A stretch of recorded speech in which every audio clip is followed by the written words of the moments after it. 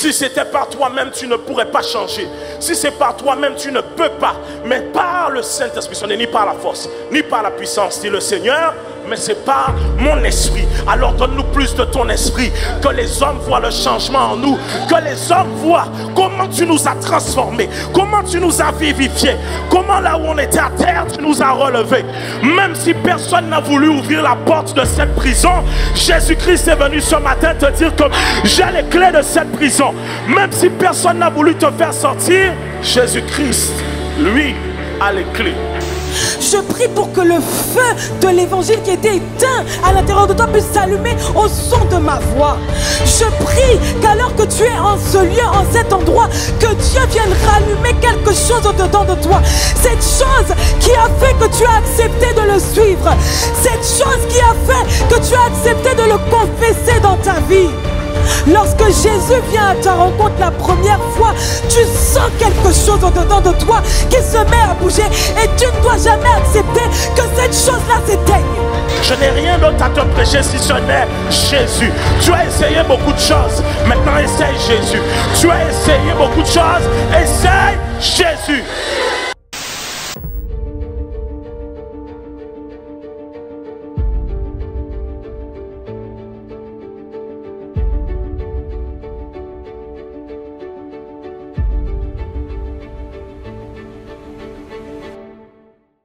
Le thème de l'année 2024 s'intitule Invasion apostolique. Oui. Oui. Oui. Oui. L'invasion apostolique. 2024. Non, j'ai dit 2024. On est dedans. On est dedans. On est dedans. On est dedans. Alléluia. Je disais à Dieu, Seigneur, c'est assez particulier parce que c'est un thème sur lequel je vais annoncer à l'église. J'annonce aux l'extérieur. Nous n'allons pas forcément communiquer dessus énormément parce que dans le milieu francophone, ça peut être perçu de manière très étrange et très bizarre. Alors s'il y avait un thème que je peux donner d'extérieur, vous savez, il y a ce qu'on dit à l'intérieur, ce qu'on dit d'extérieur, ce serait l'année de l'envoi. Ce serait ça. Mais sinon, donc ce serait l'année de l'envoi, mais sinon, le thème en réalité, c'est invasion apostolique. Est-ce qu'on est bon? Ok, tu peux prendre place et je vais pouvoir prêcher. Je vais essayer avec les feux d'artifice. Dis avec moi, Seigneur Jésus, en 2024 et au-delà, je veux être fidèle à toi. Fais de moi ton vase utile entre tes mains. Sers-toi de moi. Mais par-dessus tout, que mon nom soit inscrit dans les cieux. Au nom de Jésus. Amen.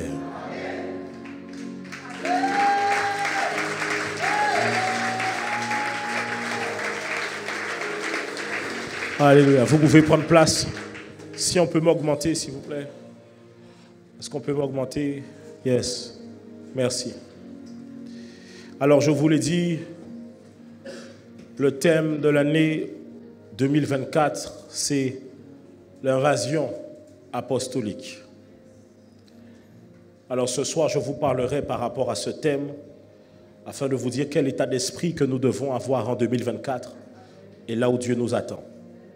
Pour ce faire, nous allons aller dans 4 passages des Écritures et ensuite je vais pouvoir prêcher, couler, donner mon message. Je le ferai librement selon que l'Esprit me le donne de le faire.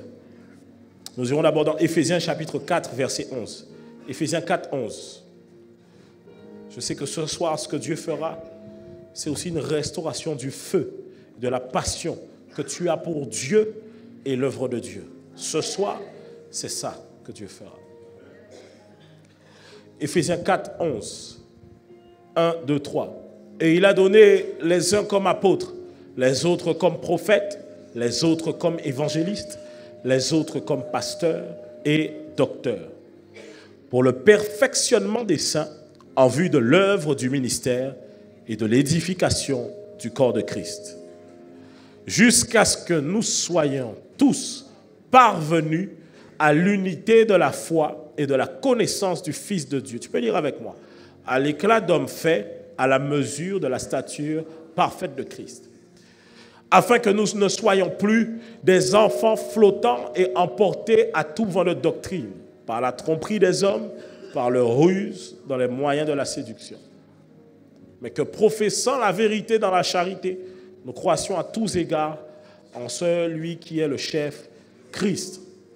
Alors ici, il parle de l'apport qui est très important des hommes de Dieu dans la vie des saints. Il dit, il a donné les uns comme apôtres, ensuite il dit prophète, ensuite il dit quoi? Évangéliste, ensuite il dit pasteur et il finit par docteur. Et il dit c'est pour le perfectionnement des saints. Mais il dit aussi pour ne pas qu'ils soient ballottés à tout vent de doctrine. Et vous vous rendez compte que la plupart des gens qui finissent dans la foi chrétienne par tomber dans des doctrines étranges et des conceptions étranges de la foi chrétienne, c'est ceux qui n'avaient aucune autorité spirituelle établie sur leur vie. Parce que c'est ce que... Là, ici, on ne parle pas des dons de l'esprit, on parle des dons de Christ à l'Église. Et il dit, il a donné les uns comme apôtres, les uns comme prophètes, les uns comme évangélistes, les uns comme pasteurs et les uns comme docteurs. Et il explique bien, ça va les permettre de pouvoir déjà entrer dans le perfectionnement pour le rappel, mais aussi de pouvoir les affermir dans l'évangile, dans la parole de Christ et dans la doctrine de Christ. Est-ce qu'on est ensemble? Parce que souvent, ce qui fait que les gens finissent par pouvoir tomber dans des choses étranges, c'est simplement qu'ils n'ont personne pour pouvoir les guider et les aider. Les amis, dans la vie, vous avez besoin de gens pour pouvoir vous prendre par la main et vous conduire là où Dieu veut vous amener. Vous ne pouvez pas penser que tout seul, vous ferez tout seul. Il n'y a personne qui se fait tout seul ici-bas sur terre. Même les gens qui disent self-made man ne se font pas tout seul en réalité. D'ailleurs, même la personne qui dit self-made man, il fallait qu'une femme la couche sur terre pour qu'il puisse être là. Donc tu n'es pas self-made man. Il y a toujours quelqu'un qui t'ouvre la voie pour arriver là où tu es. Est-ce qu'on est ensemble? Dis à ton voisin, tu as besoin d'un homme de Dieu. Non, dis-lui ça. Dis-lui, tu as besoin d'un homme de Dieu. Regarde ton voisin là qui n'aime pas venir à l'église. Dis-lui, tu as besoin d'un pasteur. Il y en a, vous êtes tournés vers des voisins bien spécifiques. Parce que les gens pensent que oui, on n'a pas besoin de l'église, on n'a pas besoin des pasteurs, on n'a pas besoin de tout ça. J'ai ma relation personnelle avec Dieu. Alors ça sert à quoi que Dieu ait laissé les apôtres, les prophètes, les évangélistes, les pasteurs? Ça sert à quoi au final? En fait, souvent les chrétiens s'assoient pour dire à Dieu, je connais mieux que toi ce dont j'ai besoin. Je connais mieux que toi ce dont j'ai besoin pour pouvoir avancer dans ma vie, parce que moi tout seul je peux faire. Les amis, vous avez besoin que quelqu'un vous ouvre la voie, pas n'importe qui non plus. Ce n'est pas la première personne qui se présente comme telle. C'est ça aussi le problème. C'est que souvent vous faites confiance à toutes les personnes qui se prénomment comme telles. Mais la question que vous devez vous poser, c'est qui même est d'accord pour dire que cette personne est réellement ce qu'elle dit être? Est-ce que je parle à quelqu'un? Bon, je ne sais pas si je me suis trompé d'église. Je dois peut-être aller prêcher ça en Martinique. Je dois peut-être aller amener ça en Martinique. Peut-être, je ne sais pas si vous connaissez le genre de chrétiens comme ça. Ils n'ont jamais aucun respect pour leur pasteur dans leur propre église, mais pour un prophète qui est venu visiter chez eux, pour quelqu'un qui a débarqué comme ça chez eux. Ils ont toujours une grosse offrande pour un homme de Dieu qui vient de loin, mais jamais pour leur pasteur qui prend soin d'eux à la maison. Bon, peut-être que ce n'est pas ici. Peut-être que je me suis trompé d'endroit. Ce n'est pas ici que je dois aller prêcher ça, c'est en Martinique. Ou bien c'est de toi que je suis en train de parler, tu as honte. Est-ce que je parle à quelqu'un? Mes amis, jusqu'à la fin, là, jusqu'à ce que Jésus revienne là, tu auras besoin d'un pasteur, tu auras besoin d'un apôtre, tu auras besoin d'un prophète, tu auras besoin d'un docteur, tu auras besoin d'un évangéliste, tu en auras besoin. Ok. Maintenant, la raison pour laquelle souvent les églises n'arrivent pas à vivre selon les saisons données, les choses que Dieu a prévues pour elles, c'est simplement parce qu'elles n'ont pas une compréhension du mandat de chacun des ministères que Dieu a mandaté pour l'église. Chacun des ministères a un rôle bien précis, mais vous verrez que dans l'ère dans laquelle nous sommes, la plupart du temps, il y a un pasteur et tout tourne autour du pasteur. Bon, il est normal qu'il y ait un fondateur, il est normal qu'il y ait un visionnaire. Mais je le disais tout à l'heure, tout n'est pas mis entre les mains d'un seul homme. Ainsi, vous devez comprendre que l'église n'a jamais été conçue et vue par Jésus-Christ comme étant une église qui, je l'ai déjà dit souvent, mais je dois le redire encore, parce que c'est un message qui doit être imprégné sur nos territoires. L'église n'est pas une église qui a été conçue de manière pastorale, dans le sens où il y a un homme qui fait le pasteur et qui fait tout aussi à côté. C'est la raison pour laquelle beaucoup de gens sont fatigués avec leur pasteur, parce que souvent, des fois, le pasteur même n'est même pas pasteur. Il y a beaucoup de gens qu'on a appelés pasteurs qui sont évangélistes en réalité et qui n'ont pas le truc de pouvoir rester dans un lieu et pouvoir prendre soin des gens. Mais il y a aussi des gens qu'on a appelés évangélistes, mais qui ne gagnent aucune âme. J'arrive. Bon, dis avec moi, apôtre. Je te pardonne.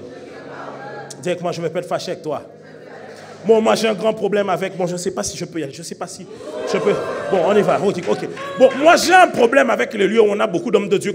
Tu sais, il y a les lieux où on fait beaucoup d'ordination dans l'église. Là, mais tu te demandes ce que chacun fait dans l'église. Tu te demandes, à chaque fois, tu dis, oui, tel et tel, mais on ne voit jamais personne faire. Tu es évangéliste, mais tu ne gagnes pas d'âme. Tu es évangéliste en quoi? Même le fier dans l'église, là, gagne peut-être plus d'âme que toi qui es évangéliste. Aïe, aïe, aïe. Oisimo. Ainsi, j'ai envie de te dire ceci. Nous devons pouvoir revenir dans la compréhension du rôle de chacun de ces ministères dans l'église. Maintenant, voici une chose. Il est normal que quand une église commence, on n'ait pas les 5 ministères. Et une église commence, ça ne veut pas dire une église de 5 ans, 6 ans, 7 ans. Non, ça ne veut pas dire qu'une église qui est longtemps là, quand je parle d'église, par exemple, église qui a duré, on dit église 10 ans, 20 ans, 30 ans. Mais avant 10 ans, tu n'es pas encore une église vraiment anciennement établie, si je puis dire. Est-ce que je parle à quelqu'un? Donc il est normal que dans les premières années de l'église, tout tourne des fois autour d'un seul homme.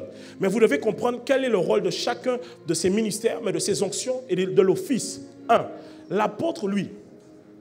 Alors, j'aimais ceci, le bishop d'Actes disait ceci. Il y a peu de Paul, mais il y a beaucoup de Timothée. Mais l'erreur du siècle dans lequel on vit, c'est de croire qu'il y a beaucoup de Timothée. Beaucoup de Paul. Mais s'il y a beaucoup de Paul, où sont les Timothées? Il faut des Timothées pour pouvoir porter la vision de Paul. Il faut des Tites pour porter la vision de Paul. Il faut des Onésime pour porter la vision de Paul. Il faut des fils et des filles pour pouvoir porter la vision. Bon, ma question pour vous, dans la génération, quand on veut tous être père, qui va être fils au final? Bon, mais ma question aussi pour toi, c'est que quand il y a beaucoup d'églises, la question c'est beaucoup d'églises, pourquoi dans un lieu? Et on vient et on fait beaucoup d'églises, mais est-ce que ça a de l'impact réellement? C'est la raison pour laquelle j'admire des fois les hommes de Dieu qui ont cette capacité de dire, j'ai fait le ministère, j'ai bâti l'église et tout, mais je me rends compte que je ne suis pas là où Dieu m'attend, et qui ont la capacité de dire, ok, je vais aller là où Dieu m'envoie réellement. Parce que des fois, écoutez, il y a une gloire à être fondateur, d'être premier, mais il y a une gloire aussi à être second. Et le problème, c'est que les gens négligent la gloire qui est réservée aux seconds, alors que les seconds ont une gloire qui est moins lourde à porter que celle des premiers. Aïe, aïe, aïe. On est bon ou pas?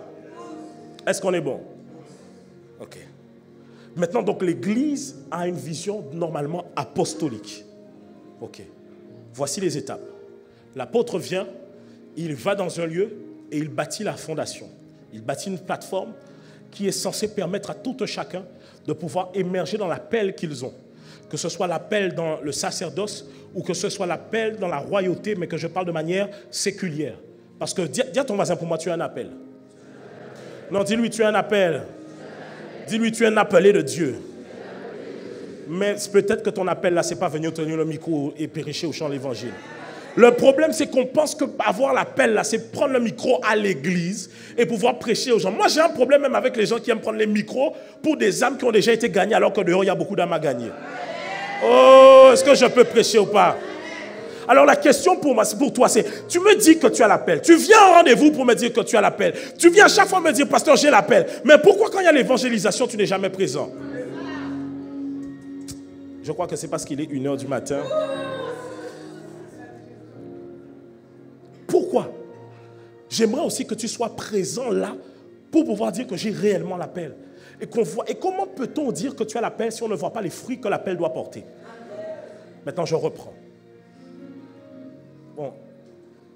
Bon, ton voisin m'a dit, le voisin, on est en 2024, mais n'oublie pas ce que tu as appris en 2023. Dis-lui, on est capable de prier maintenant jusqu'à 6 heures là.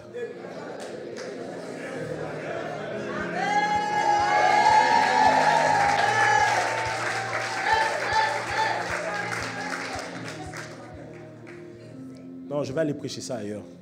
Je clôture mon message. Bon, mais pourquoi toi tu es assis et moi je suis debout?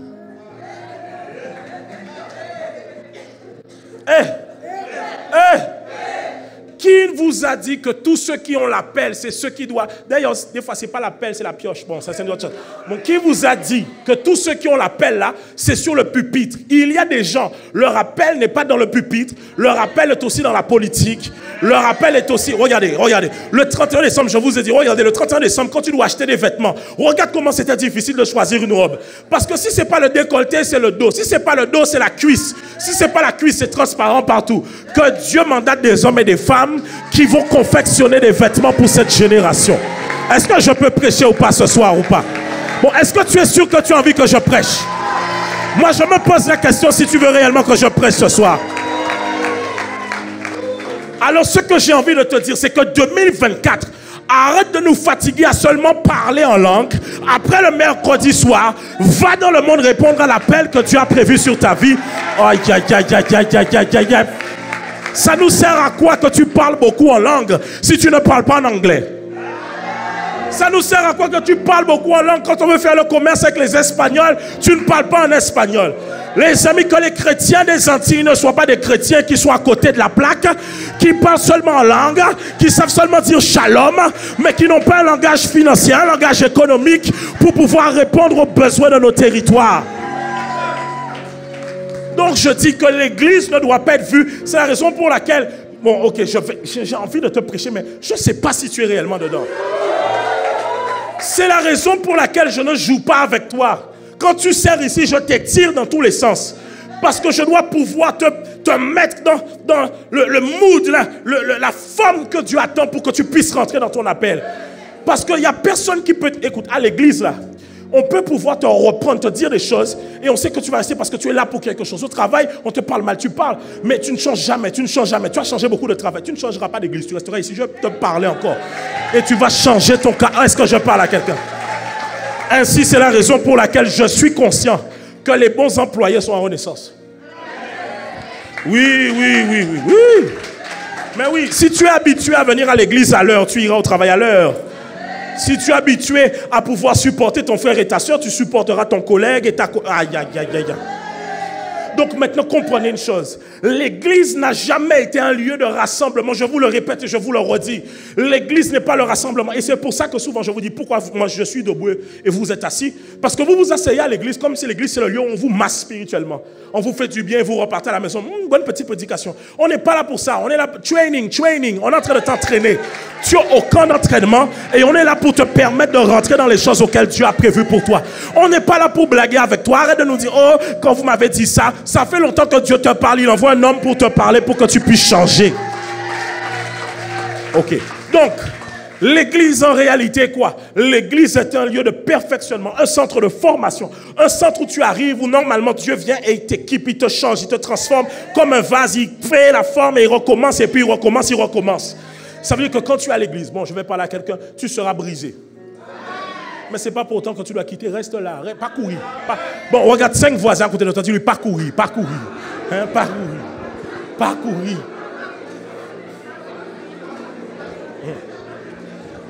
Tu diras, oui, moi je suis humble. Dieu va te donner des frères et des sœurs qui titillent ton humilité. Tu diras, moi je suis calme. Dieu va te donner des frères et des sœurs qui titillent à ton calme là en question. Que Dieu te donne des frères et des sœurs qui t'aiguisent dans le nom de Jésus. Bon, est-ce que je peux prêcher? Ou bien c'est... Je ne sais pas parce que... Non, je pense qu'il y a des gens en salle annexe qui sont plus zélés. Non, tu vois. Bon. Écoutez, les gens en salle annexe zélés, ce n'est pas mon problème. Venez. Il y a des gens en salle annexe zélés, vous voulez vous asseoir sous les escaliers. Parce que les gens en salle annexe me fatiguent, en salle principale me fatiguent. En salle annexe, venez. Il y a des gens ici, ils ne sont pas prêts à participer à la prédication. Moi, j'ai envie de prêcher aux gens qui veulent vraiment être dans l'invasion apostolique en 2024.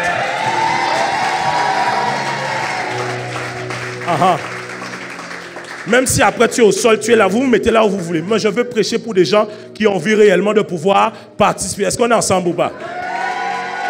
Alléluia. Tu es là toujours ou pas? Là, il descend, hein, tu vois, ou commencer à chaud. Mais ma question pour toi, c'est pourquoi tu viens en avance si ce n'est pas pour participer? Oisimo. Quand c'était en boîte de nuit le 31 décembre, tu criais plus fort que ça. Quand c'était en boîte de nuit le 31 décembre, tu étais beaucoup plus chaud que ça. Et ne soyez pas des chrétiens qui sont chauds rien que pour le wélélé de la louange, mais soyez prêts à recevoir le message pour la vision de 2024.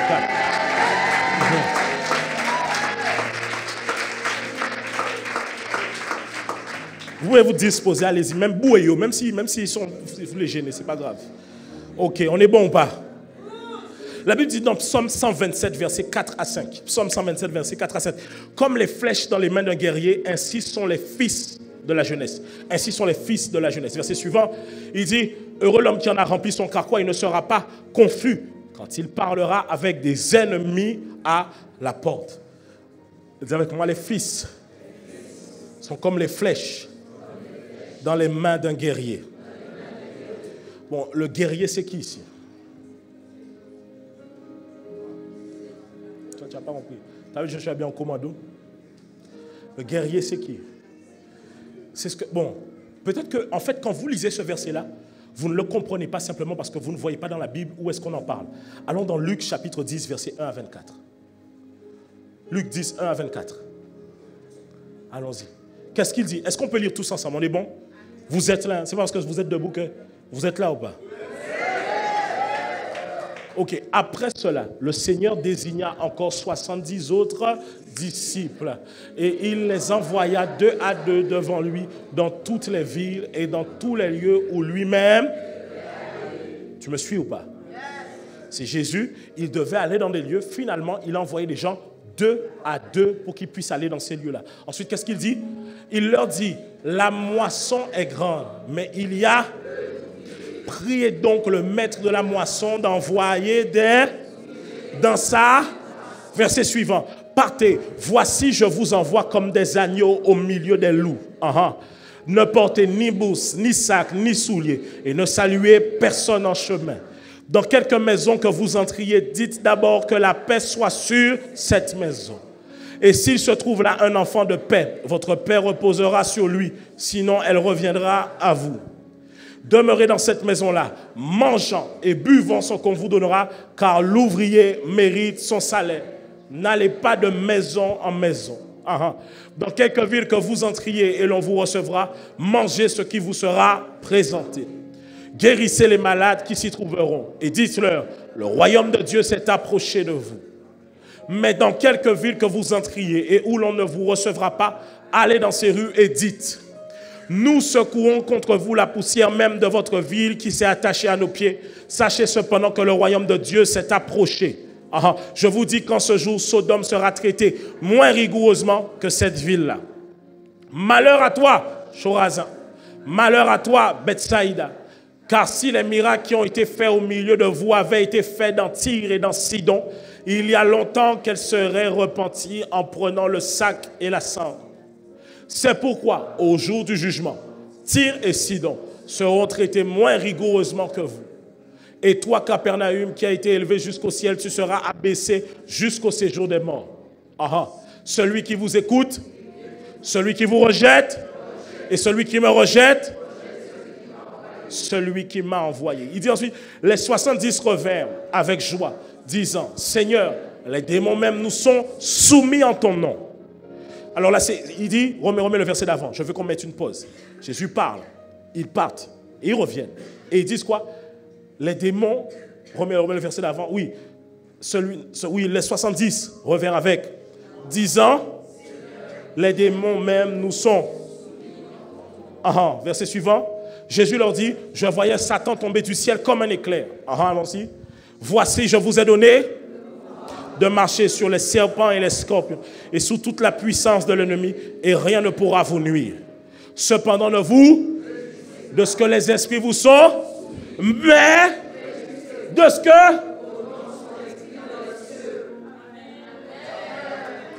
Verset suivant. Il dit quoi? En ce moment même, Jésus tressaillit de joie par le Saint-Esprit. Et il dit, je te loue, Père, Seigneur du ciel et de la terre, de ce que tu as caché ces choses aux sages et aux intelligents, de ce que tu les as révélées aux enfants. Oui, Père, je te loue de ce que tu l'as voulu ainsi.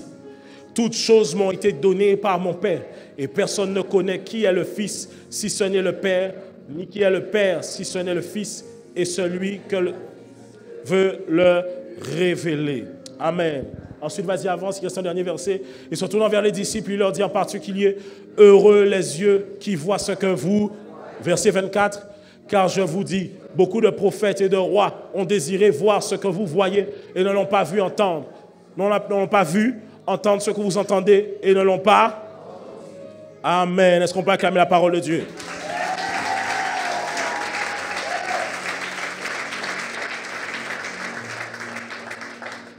Est-ce que je peux vous parler maintenant? Vous voulez rester debout? Vous êtes bon ou pas? Ok. Non, non, trouvez juste quelques minutes là où vous pouvez vous asseoir. Quelques minutes, allez, quelques minutes. Trouvez là où vous pouvez vous asseoir. Là où vous pouvez vous asseoir. Allez, quelques minutes. Tu pourras te remettre debout tout à l'heure. Juste, j'ai besoin de quelques minutes.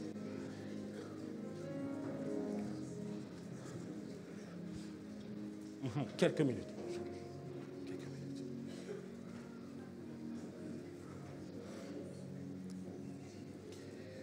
La saison dans laquelle nous sommes en train de rentrer est une saison qui est particulière.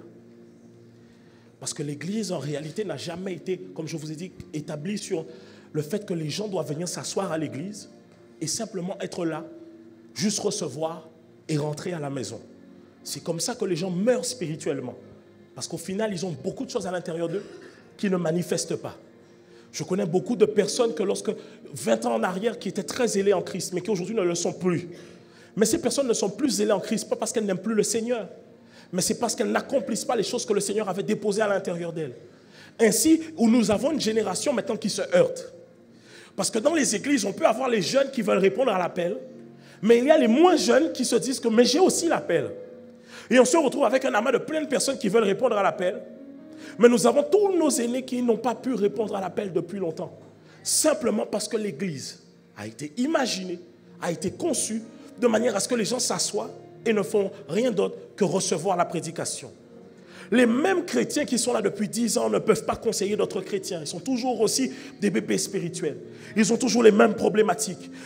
Ils n'arrivent pas eux-mêmes à pouvoir être là pour pouvoir prendre soin des autres parce que la considération qu'ils ont d'eux-mêmes, c'est que moi je suis assis sur une chaise et que je n'ai pas de part dans les choses que Dieu doit faire. Mais laissez-moi vous dire une chose. Je n'ai jamais réfléchi cette œuvre, en tout cas je parle pour moi, de manière à me dire que les gens vont simplement s'asseoir. Parce que si ce n'est que simplement s'asseoir, il suffisait que j'ouvre Instagram, YouTube, que les gens viennent me suivre en live. Je n'avais pas besoin de faire une église. Mais vous devez comprendre qu'en cette saison, le Seigneur a pris au fur et à mesure du temps de nous amener de saison en saison. Il nous a amenés dans des saisons où il nous a amenés à pouvoir grandir déjà personnellement dans l'intimité avec lui. Pouvoir établir une culture d'église très forte. C'est la raison pour laquelle aujourd'hui, quand tu viens à Renaissance, tu sais que tu es à Renaissance. Parce que tu entends la louange, tu sais que je suis à Renaissance. Tu entends l'adoration, je suis là-bas. La prédication, les temps de ministère, tu sais que je suis à Renaissance. C'est-à-dire qu'il y a une culture d'église déjà établie qui est très forte. Et j'ai travaillé durement à établir, et je le tiendrai jusqu'au bout, une culture de fidélité. Il n'y a que les rebelles qui n'aiment pas la fidélité, que les rebelles qui n'aiment pas la loyauté. Les amis, quand c'est Dieu qui vous envoie quelque part, vous devez être loyal. Est-ce que je parle à quelqu'un?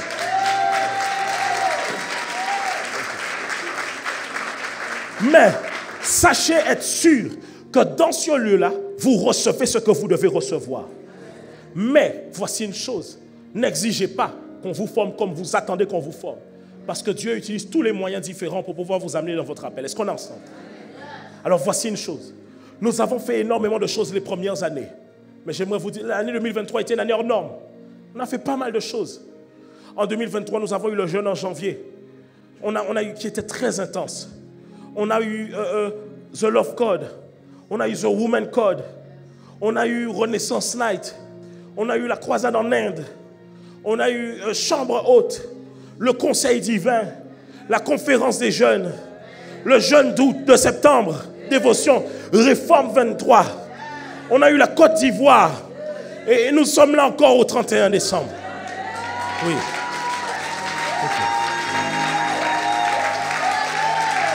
Et je sais que ça peut paraître être une année remplie, mais j'aimerais vous dire que l'année 2024, c'est là maintenant que nous rentrons dans les choses que le Seigneur attend de nous depuis longtemps.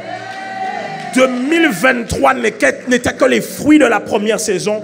2023 n'était que les fruits qui présageaient le véritable fruit mûr qui arrivait maintenant en 2024.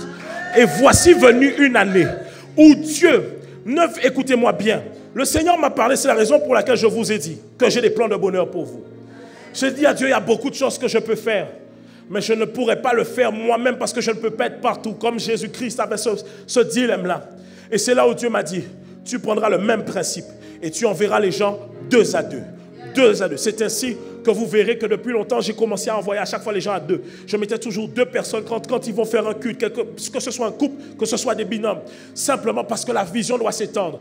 Et aujourd'hui, même la vision ne s'étend même plus seulement à la Caraïbe parce qu'il y a des Antillais en dehors de la Caraïbe.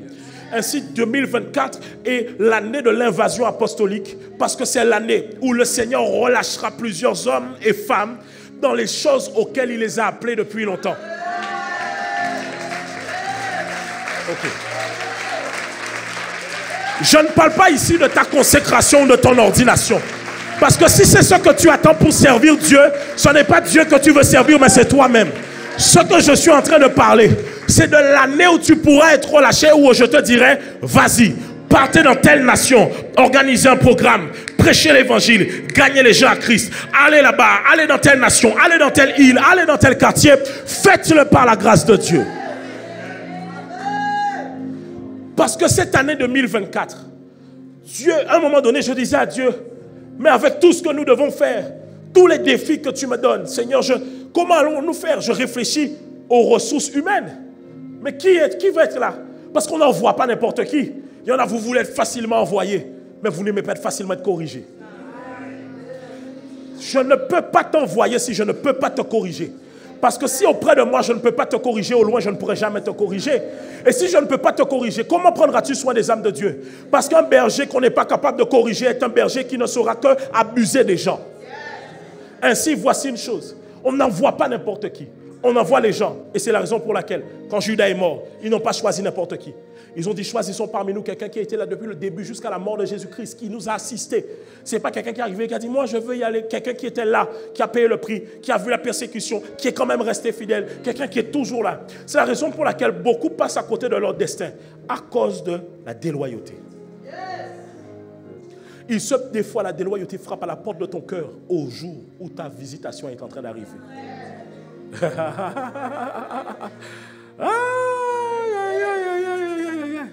You don't know, you never know. Tu ne sais jamais qu'est-ce qu'il y a derrière. Guys, 2024, j'ai décidé de dire adieu. Parce que je disais, nous n'avons pas les ressources humaines.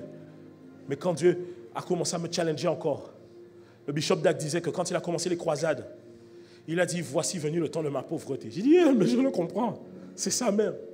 Parce que les missions là qu'on faisait, ça coûte cher. Ça coûte cher. J'ai dit, mais Seigneur, comment on va faire? Est-ce qu'on va diminuer les missions? J'avais même dit à ma femme, je vais arrêter maintenant d'aller dans certaines invitations parce que des fois, tu sais, il y a des églises, ils vont t'inviter, mais ils ne prennent pas soin de bien de tous les trucs. Donc toi-même, j'ai dit, Seigneur, je vais commencer un peu.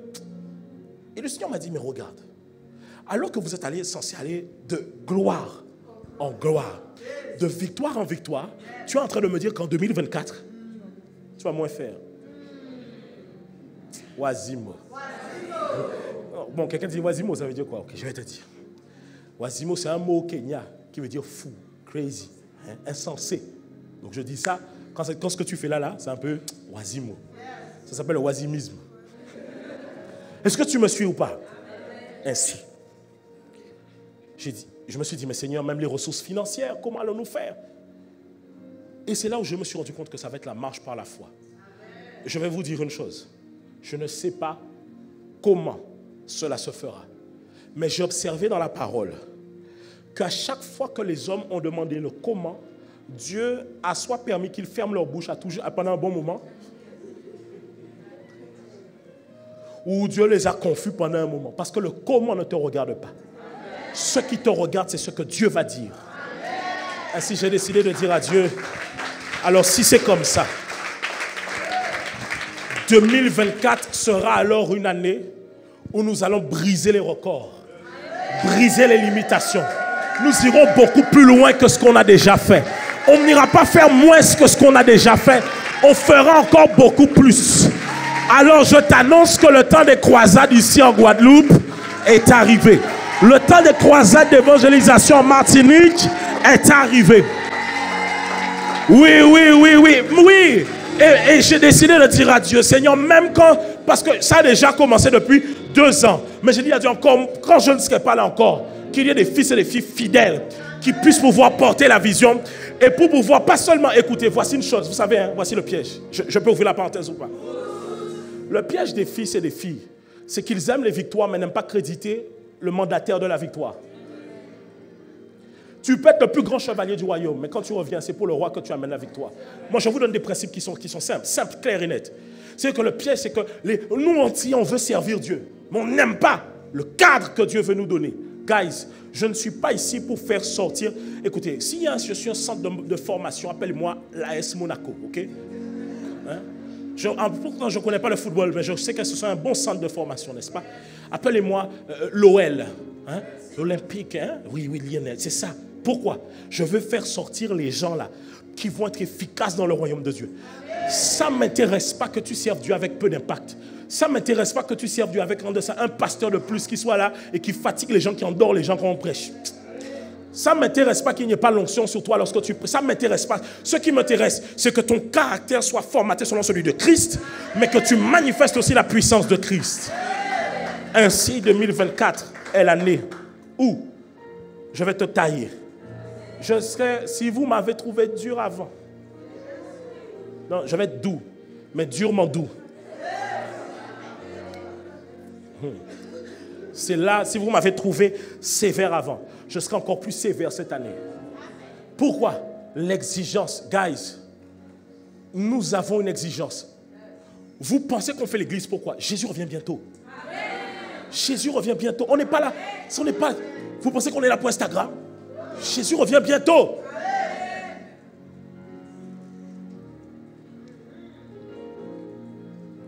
C'est la raison pour laquelle tu dois te poser la question pourquoi tu es là. Tu es là parce que, genre, on fait partie des églises où c'est un peu à la mode. C'est pour ça que tu es là.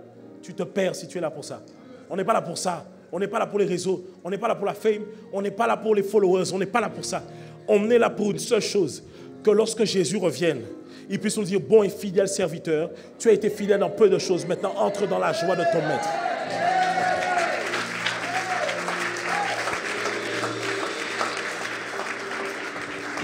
Je peux continuer ou pas? Ok, alors voici. Déjà, premièrement, dans l'envoi, il y a l'étirement. Dieu va t'étirer comme jamais auparavant. Il va t'amener à vivre des choses que tu n'as jamais vécues. Et je parle d'étirement pourquoi? J'aimerais vous dire une chose. Bien-aimés dans le Seigneur, je vous ai parlé de l'invasion apostolique et de l'envoi. Mais je n'attends pas en 2024 des gens qui vont guetter le panier d'offrande pour savoir si l'Église pourra subvenir à leurs besoins. J'attends des gens qui pourront dire, pasteur, moi je peux payer le prix aussi pour qu'on puisse partir en mission.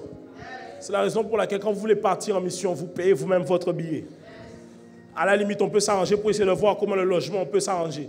Mais vous devez être prêt à payer le prix parce qu'on ne sert pas Dieu pour l'argent que Dieu peut nous donner. J'ai fait beaucoup de choses pour mon pasteur. Je n'ai jamais attendu quoi que ce soit de lui.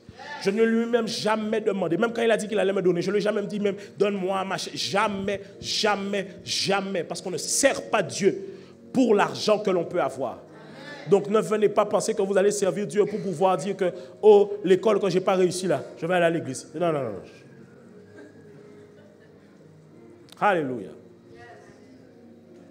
Tu seras étiré. Tu seras... Non, en fait, parce que quand tu es envoyé, je peux être ton backup avec toi pour te conseiller. Tout comme une sage-femme est avec toi pour t'accompagner. Mais du reste, c'est celle qui est enceinte qui a mal. La sage-femme ne fait que dire, bon, je connais à peu près la douleur, ok? Pousse, tu vois. La sage-femme, elle a tellement l'habitude de même voir des gens, des fois, des femmes à pousser, des fois, il y a des sages-femmes, elles ont perdu toute notion de sensibilité. Elle va te dire, madame, poussez, parce que là où elle est mort. Là où tu en as d'autres, elles vont te dire, madame, ça va aller, on y va, pousser. Mais là, tu seras des fois seul à vivre ce que tu vis. Certains, vous allez attendre de moi. Et c'est ça, c'est que vous ne comprenez pas. Le truc, c'est que, je vais vous expliquer. Je ne suis pas un pasteur. Je ne suis pas un pasteur. Si vous pensez que je suis un pasteur, vous aurez mal avec moi. Je ne suis... I'm not a pastor. M'en passer en pasteur. Non, lo soy un pastor. C'est bon, tu as compris ou pas? J'essaie de te dire en néerlandais, mais j'ai oublié. que tu me suis ou pas? Un pasteur, il vient. Il entend, tu sais, il voit ta blessure. Je peux faire ça, mais je le fais quand vraiment le Saint-Esprit me saisit, tu vois ou pas? Il te voit, il voit ta blessure, et puis il prend le temps avec toi, il discute, et puis il te dit, oh, ça va, et il prend soin de toi. Et quand tu ressors, avoir parlé avec le pasteur, tu dis, waouh, il m'a aidé à voir différemment, tu vois? Tu vois, ma femme, elle sait bien faire ça. Moi, je ne suis pas un pasteur. Moi, tu viens me voir, moi, en fait, dans ma tête, je suis en guerre en permanence. C'est que quand tu viens me voir, je veux traiter le problème avec toi, mais en même temps, j'ai envie de t'expliquer qu'il y a des données là, dans lesquelles on ne doit pas rentrer à un certain moment donné parce que tu dois passer à l'action. Et le truc, c'est que vous pensez que je vous vois comme ce que vous êtes, alors que moi, je ne vous vois pas d'aujourd'hui. C'est ça le problème. C'est que vous pensez que je vous vois aujourd'hui comme vous êtes. Mais ce que moi, je vois en permanence, ce n'est pas ce que vous êtes. C'est ce que vous êtes appelé à être. C'est-à-dire qu'à chaque fois, je suis en train d'observer comment le vous du présent se combat avec le vous du futur. Certains, vous êtes dans des pleins combats avec votre vous du futur. Des fois, il y a des chemins dans la vie. On peut choisir droite ou gauche. Mais des fois, il y a des chemins qui doivent vous amener à embrasser la personne que Dieu veut que vous soyez. Mais vous-même, vous luttez avec. Guys, I'm an apostle. Je suis un apôtre de Dieu, mandaté par Christ. Ça veut dire que mon regard sera toujours de vous façonner comme une flèche pour vous envoyer là où Dieu va vous envoyer. Vous pensez que quand je parle d'un mariage par année, c'est pourquoi? Pourquoi vous faites des photos sur Instagram? Je ne parle pas de mariage pour vous, même. C'est vous. C'est Oisimo. Vous pensez que je parle de mariage pour vous, pour votre kiff? Je parle de mariage parce que je réfléchis à ce que vous servez Dieu à deux. C'est à ça que je réfléchis. Je suis en train de me dire, si tu sers Dieu avec quelqu'un, ça va être mieux pour toi. Tu penses que je parle de business, pourquoi? Pour que toi, tu es à Santorini? C'est pas pour ça, laisse-moi tranquille. Moi, je veux que tu deviennes millionnaire. Parce que si tu gagnes 1 million par année, la dîme, c'est 100 000 € ici.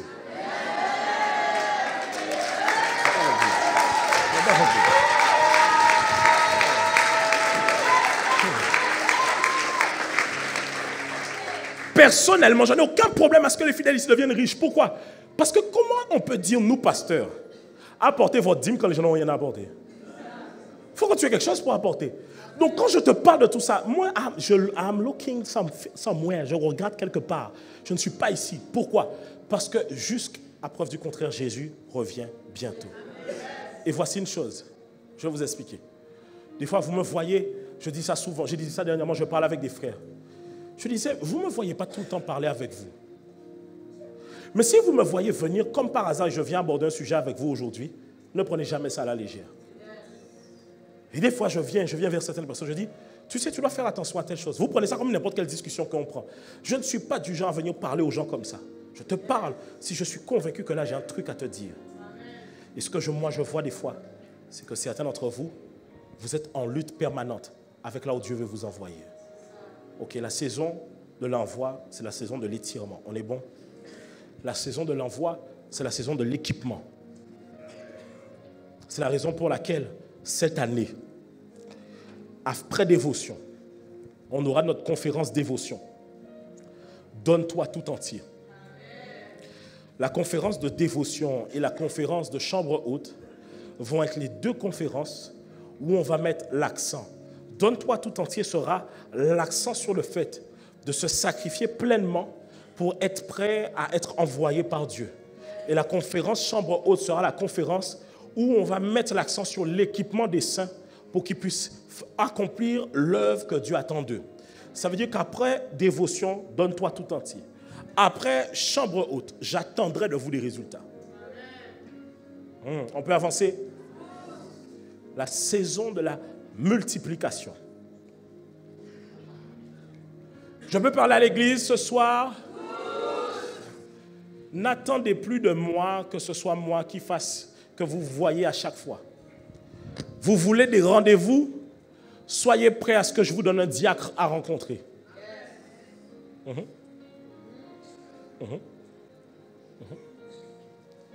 y en a, vous voulez que des rendez-vous avec moi. Mais si j'ai des rendez-vous que avec vous, là, comment je fais moi-même pour avoir un temps pour chercher Dieu? Et quand je vous donne un diacre des fois, non, tu ne vas pas bouder, prends le diacre que je te donne.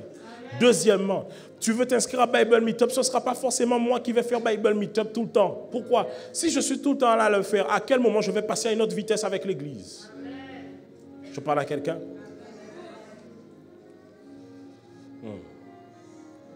Donc ce sera la saison de la multiplication. J'attendrai de vous que ce que je vous ai appris, et j'aime ça, L'apôtre Paul dit à Timothée, ce que je t'ai enseigné, enseigne-le à d'autres.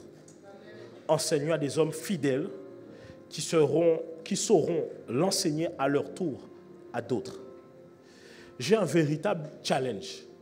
Mon challenge, c'est que l'Église Renaissance ne va pas passer à la saison supérieure si vous n'êtes pas prêt à prendre ce que vous avez appris et à l'enseigner aux nouveaux venus.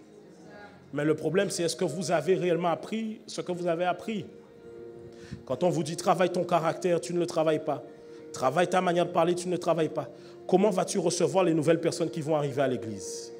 Combien de personnes ici sont venues à Renaissance et ne se sont pas senties accueillies? Parce que certains d'entre vous, quand vous êtes arrivés, vous avez trouvé vos copinages et maintenant le dimanche, vous n'êtes plus capable d'aller dire bonjour aux autres. À peine le culte est terminé, vous allez chercher vos comboches et vos combochines.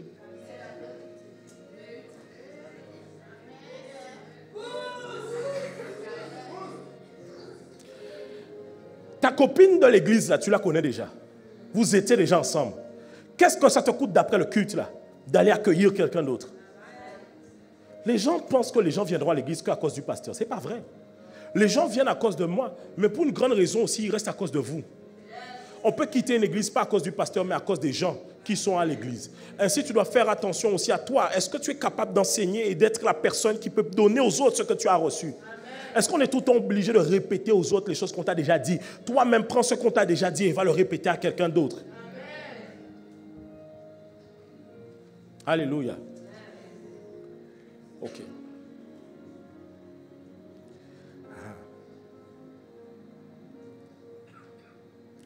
Je donne un exemple.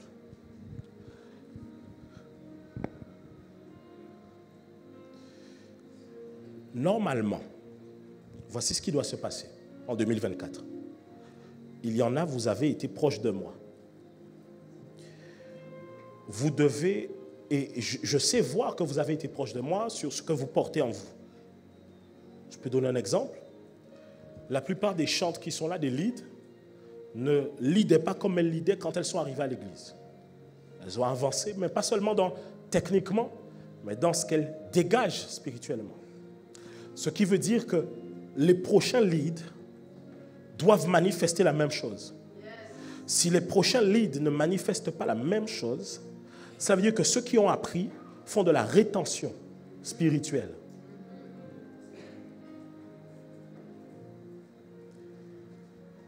Je ne dis pas ça de manière négative. Je dis ça comme Jésus a parlé à un moment donné. La première fois, Jésus a multiplié les pains et les poissons. La deuxième fois, Jésus a dit aux disciples, nourrissez-les vous-même. Ça veut dire qu'il y a une dimension où vous n'attendrez plus de moi. Je vous dirai, vous, faites votre part et votre responsabilité de ce que Dieu attend de vous. On ne passe pas à une autre étape, une autre dimension, si vous n'êtes pas prêt à être un relais pour que les autres puissent recevoir. Ainsi, la saison dans laquelle on arrive est une saison de multiplication. Est-ce qu'on est ensemble? Dis avec moi, saison de multiplication. Cherche 5 voisins, dis leur saison de multiplication. Cherche 50 voisins, 50 voisins. Vas-y, vas-y, vas-y, vas-y, vas-y, vas-y.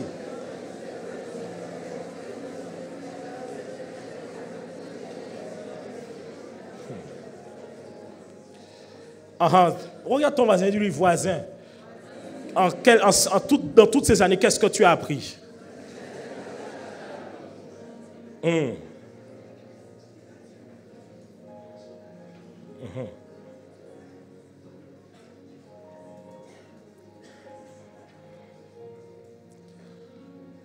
Dans l'envoi, il y a la conquête. Je terminerai par ça. Là où le Seigneur va nous amener, c'est que quand vous observez le monde dans lequel on vit, le diable est en train d'accélérer son agenda. Et donc nous ne pouvons pas freiner l'agenda que Dieu, lui, là. Ainsi, 2024 va être l'année où, comme je t'ai dit, tu seras étiré, brisé, équipé. Toi-même, tu pourras être un relais.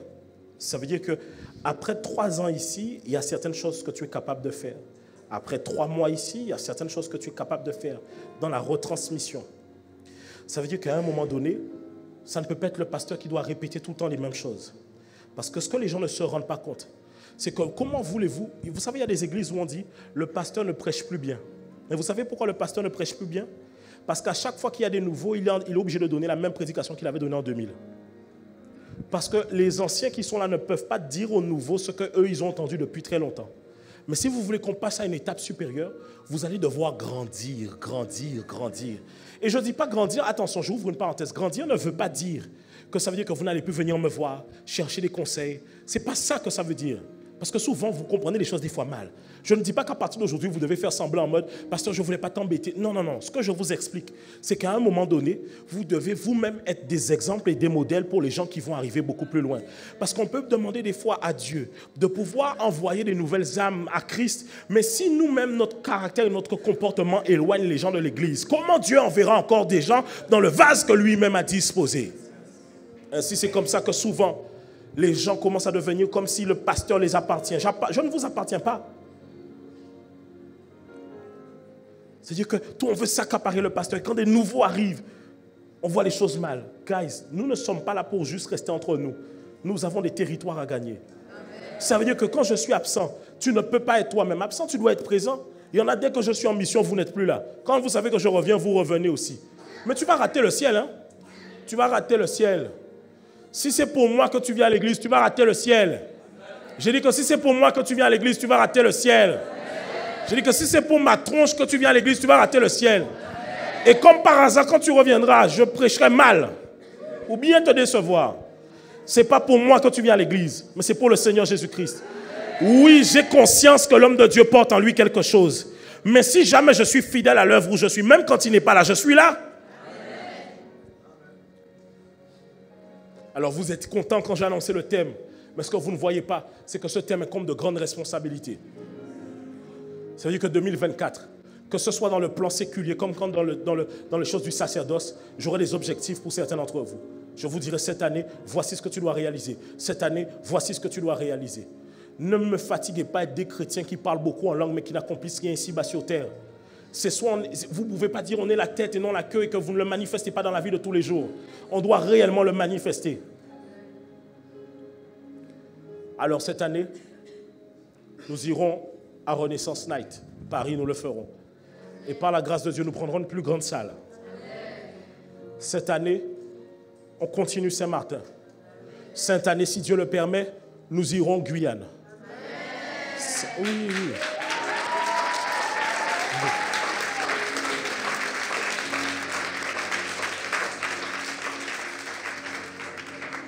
Après Guyane, il nous restera Haïti. Oui. Oui. Oui. Oui. Oui. Bon. Mais maintenant, observe bien. Depuis longtemps que je t'ai dit d'apprendre l'anglais, là. Après Haïti, on va où? Mais il reste que les anglophones, mais ou pas parler anglais. C'est pour arriver devant les gens. You be you, Jésus-Christ.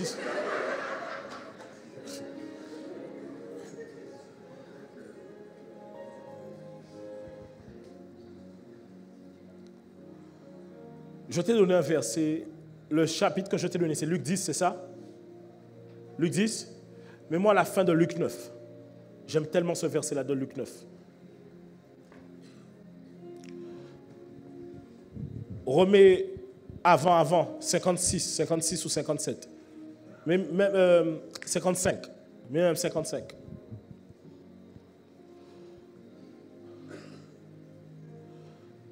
« 56. 57. Ah ben c'était ça? Ok. Pendant qu'ils étaient en chemin, un homme lui dit, Seigneur, je te suivrai partout où tu iras. C'est ce que vous dites souvent à Dieu. Si je demande qui est prêt à partir en mission, vous allez me dire, pasteur, nous. Jésus lui répondit, les renards ont des tanières, les oiseaux du ciel ont des nids, mais le Fils de l'homme n'a pas un lieu où il puisse reposer sa tête. Il dit à un autre, suis-moi. Il répondit, Seigneur, permets-moi d'aller d'abord ensevelir mon père. Attendez, c'est quand même important. Son père est décédé. Il doit faire l'enterrement, n'est-ce pas? Regardez la réponse de Jésus. Jésus, qui est amour, lui a dit, mais Jésus lui dit, laisse les morts ensevelir leurs morts et toi va annoncer le royaume de Dieu.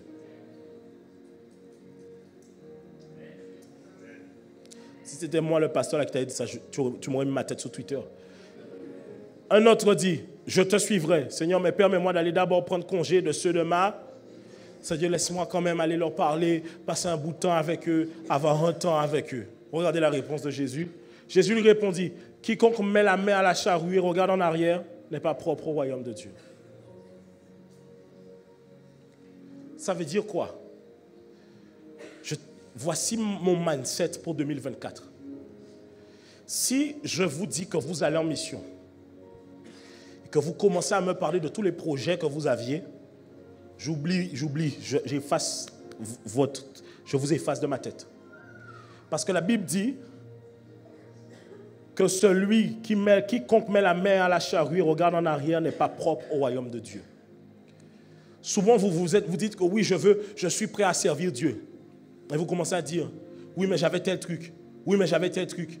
Guys, quand vous voulez suivre le Seigneur Jésus-Christ, vous êtes comme il dit, il n'a ni tanière à reposer sa tête, ni où aller se reposer. Il va là où le Seigneur l'amène. Ça veut dire qu'à partir d'aujourd'hui, arrêtez de vous attacher à vos entreprises. Arrêtez de vous attacher à vos emplois. Arrêtez de vous attacher à vos biens, à vos maisons. Arrêtez de vous attacher à vos enfants. Arrêtez de vous attacher à vos amis. Vous êtes trop encore attachés aux choses d'ici-bas sur terre. Vous voulez servir Jésus, mais vous êtes encore attachés. C'est que si demain on vous demande de quitter, vous ne pouvez pas quitter parce que vous êtes... C'est le moment où on doit passer à l'action qu'on voit si vous êtes réellement à Christ réellement. Combien de gens disent pouvoir aimer Jésus-Christ, mais qui en réalité, quand le moment est venu, commencent à énumérer toutes les choses qu'ils ne peuvent pas laisser. Nous ne sommes pas à Christ parce que nous voulons être à Christ juste pour la fame. Nous sommes à Christ parce que nous voulons réellement lui donner nos vies. Alors si vous êtes ici un 1er janvier 2024, ne soyez pas en Christ en étant attaché encore aux choses de ce monde. Quoi que vous ayez, tout ça c'est de la boue si ça ne sert pas les intérêts du royaume de Dieu. Car à quoi sert-il un homme de gagner le monde s'il perd son âme? Alors arrêtez de me parler de vos projets parce que les projets de Dieu sont beaucoup plus importants. Arrêtez de me parler de vos attaches et vos choses parce que les choses de Dieu sont beaucoup plus importantes. Lorsque Dieu veut t'envoyer en mission, je me rappelle toujours, mon pasteur vient me voir, il me dit je t'envoie en mission en Afrique, plus précisément dans le pays, au Gabon, pendant plusieurs mois. Je lui dis mais pasteur, j'ai un bon ami à moi, c'est mon frère, c'est vraiment mon frère, il va se marier et je suis témoin. Il me regarde, il me dit je bénis Dieu pour sa réponse parce qu'elle m'a permis de prendre conscience que oui, j'aurais été un témoin, j'aurais signé un papier, j'aurais été présent pour lui. Mais il y avait des âmes à gagner là-bas. Et je bénis Dieu, vous savez pourquoi? Quand je suis allé voir cet ami-là, je lui ai dit, tu sais, à cause de la mission, je ne pourrais pas être là. Il m'a dit, frangin, notre relation n'est pas basée sur les émotions, mais sur le Saint-Esprit. Va servir le Seigneur Jésus-Christ.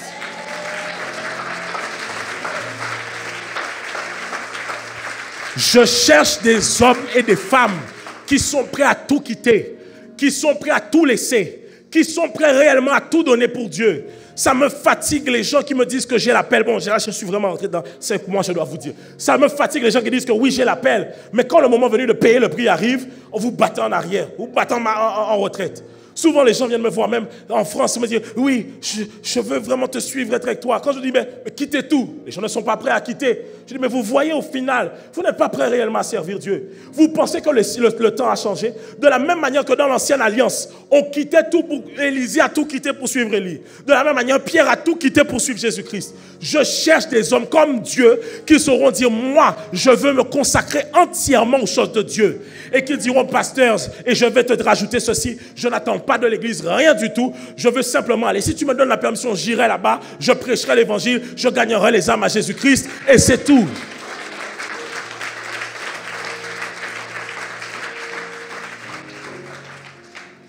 En fait, les gens veulent l'appel, mais l'appel dans ce qui est déjà bâti. Ils veulent profiter de la clim, les chaises, le YouTube. Tu blagues ou quoi? Va travailler dans un champ. Vas-y. Vas-y. C'est la raison pour laquelle je n'attends pas les gens. S'il vous plaît, changez votre mentalité. Arrêtez de me fatiguer. Bon, vous m'avez dit, apôtre, je te pardonne. Je peux y aller ou pas? Je peux vraiment y aller, vous êtes sûr? S'il vous plaît.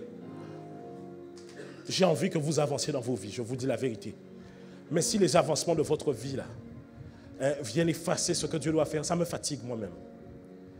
Et j'ai vu tellement certains d'entre vous, Dieu a fait beaucoup de choses dans votre vie. Et quand c'est le moment pour redonner à Dieu, vous êtes vous-même en train de vous-même, comme s'il résistait à Dieu. Ne venez pas ici en profitant des promesses que Dieu a pour vous, mais quand vient le moment de pouvoir relâcher, vous n'êtes pas prêt à relâcher.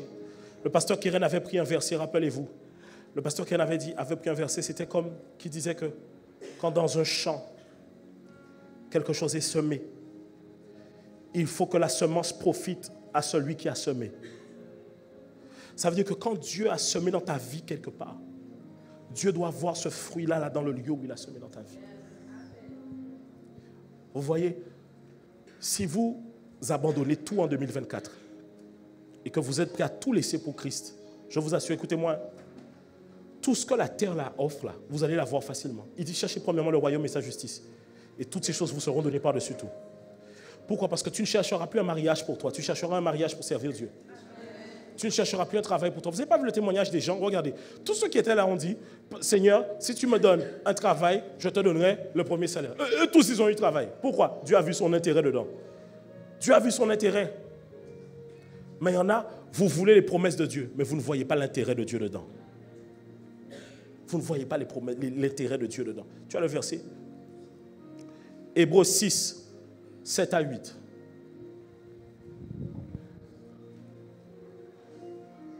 Lorsqu'une terre est abreuvée par la pluie qui tombe souvent sur elle et qu'elle produit une herbe utile à ceux pour qui elle est cultivée, elle participe. Relis encore.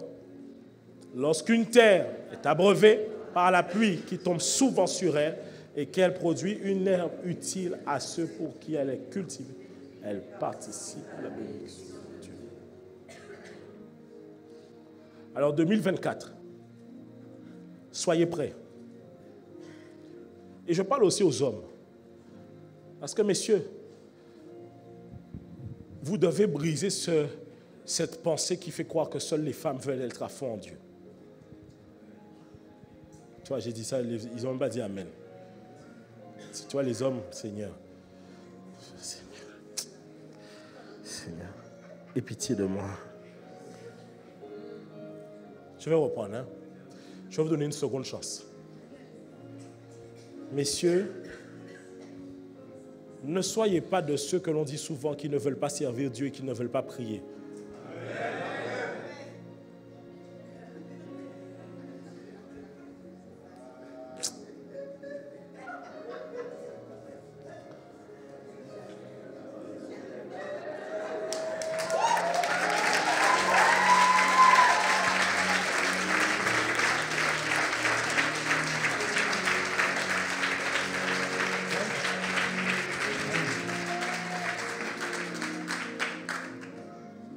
Il faut que les hommes servent Dieu. Mais est-ce que vous êtes prêts à tout quitter?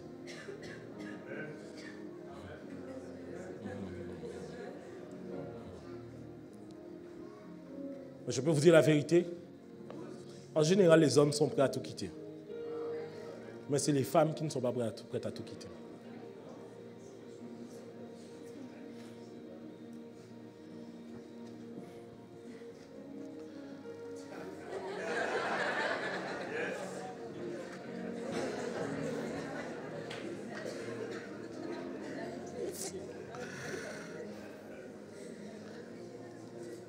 Oh, tu te lèves aussi. Hein?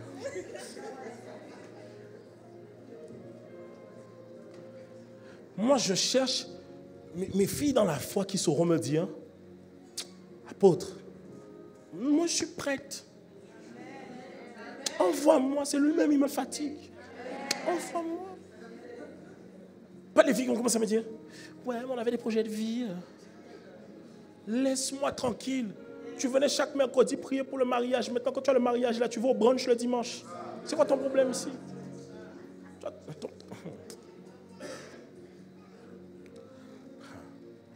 S'il vous plaît, 2024, ne faites pas cette erreur d'avoir demandé à Dieu des choses pour que quand Dieu vous les donne, il ne vous trouve pas au rendez-vous. J'attendrai plus de vous. Plus, simplement pour une simple et bonne raison. Le travail est trop large, trop grand. Trop large et trop grand. Alors voici ce que je ferai. Certains, j'ai déjà dit que cette année, je vais commencer d'une part. Mais ce sera uniquement, je ne ferai pas avec tout le monde. Mais je vous explique pour que vous puissiez comprendre. Je ferai avec les gens qui sont dans le staff ou qui sont assez fidèles à l'église. Parce que je ne donnerai pas mes perles au pourceau. Ça veut dire quoi? Les gens qui vont mépriser ce que je vais leur donner. Je prendrai d'une part les gens qui sont prêts à se dire « Je veux que mon entreprise fleurisse pour que ça serve au royaume de Dieu. » Et je prendrai d'une part les gens qui sont prêts à dire « Moi, pasteur, je fais les choses dans le séculier, mais je suis prêt à tout quitter pour servir Dieu. » Et 2024, chacun, personnellement, je vous donnerai les objectifs. Déjà dans le staff, premièrement. Parce que 2024 doit être une année où vous brisez les records et les limitations. Alors, je donne un exemple. Certains d'entre vous, vous faites par exemple de la peinture ou de la photo, je ne sais pas quoi. J'attendrai de vous que vous mettiez en place des expositions. Oui. Certains, vous faites à manger, j'attendrai de vous que vous me poussez le concept encore un peu plus loin. Certains, vous êtes là à regarder des vidéos sur l'immobilier, vous n'avez jamais encore acheté. J'attendrai de vous que vous puissiez acheter en 2024. Arrêtez de regarder des vidéos sur YouTube à chaque fois. Certains, vous avez envie de prêcher l'évangile. Regardez, Saint-Martin, j'ai décidé, on a changé le regard sur Saint-Martin. J'ai dit, Saint-Martin, ce que je vais faire, je vais prendre tous les jeunes de l'église et je vais les envoyer évangéliser là-bas parce qu'il y a beaucoup de jeunes dehors. Mais tu sais que moi, j'ai compris que pour les jeunes, je suis plus jeune. Mais oui. Moi, je me vois jeune, mais en fait, eux, ils me voient comme un tonton. Donc, j'ai compris qu'on doit envoyer les jeunes de 20 ans, 21 ans, 22 ans, 23 ans. Ils doivent aller prêcher l'évangile à Saint-Martin, gagner les gens à Christ. 2024 va être cette année. Ça va être l'année où j'attendrai beaucoup plus sur les jeunes, beaucoup plus sur les femmes, beaucoup plus... Même Martinique, ils savent ça, j'attendrai encore sur eux. Parce que je suis, en fait, là, j'ai envie de... Quand tout ce que j'ai vu en 2024, le Seigneur m'a montré qu'on peut faire plus et on peut aller plus loin. Et j'ai aimé la phrase de mon mentor, le pasteur Jonathan Château-Squassi disait ceci. The reward for hard work is more work. La récompense d'un travail dur, c'est plus de travail. La récompense d'un travail dur, c'est plus de travail. Alors, si en 2024, en 2023, vous pensez qu'on a jeûné, on va encore jeûner en 2024. Si vous pensez qu'on a beaucoup cherché Dieu, on va chercher Dieu en 2024. Si vous pensez qu'on est parti en mission, on va encore partir en mission davantage en 2024. C'était mon message pour vous. Si c'était par toi-même, tu ne pourrais pas changer.